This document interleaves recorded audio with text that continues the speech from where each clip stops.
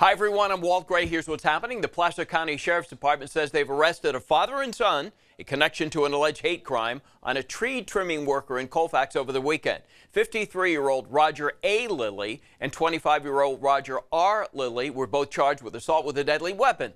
Authorities say they worked together to hit a worker over the head with a pole saw on Sunday. The two are now out on bail. Another effort to recall Governor Newsom has failed. Organizers of the latest push couldn't collect enough signatures for the February 13th deadline. They got about 49,000 verified signatures to support their effort, which is only about 3% of the number needed to force a special election, which would have been 1.5 million signatures. PG&E says it can't commit to hiring hundreds more tree trimmers to help with combating fire risk. This comes after a judge asked that the utility add at least 1,100 more tree trimmers to help prevent branches from getting caught in power lines. Attorneys for PG&E say the company can't provide a deadline for when they'll meet the judge's request, and they shouldn't be forced to do so.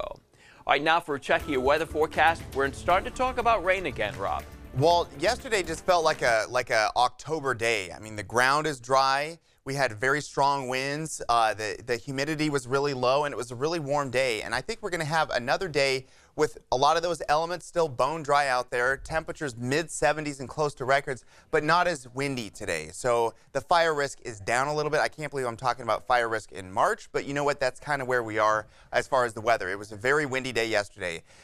We've seen so many days in a row that we are now approaching the top 5 driest stretches of weather we've ever seen in the middle of our rainy season. And that should break as we move closer to the weekend. So dry the rest of this week. As we move into early Saturday morning, I think most valley spots get at least a little bit of rain, and then maybe some more going in after that. So there is some hope that the pattern will finally change for this upcoming weekend, and that does include temperatures as well. We're going to go from the 70s and close to record heat for the rest of this week. We start to see some changes with some wind and clouds on Friday, looking at rain on Saturday, and then maybe some more after that.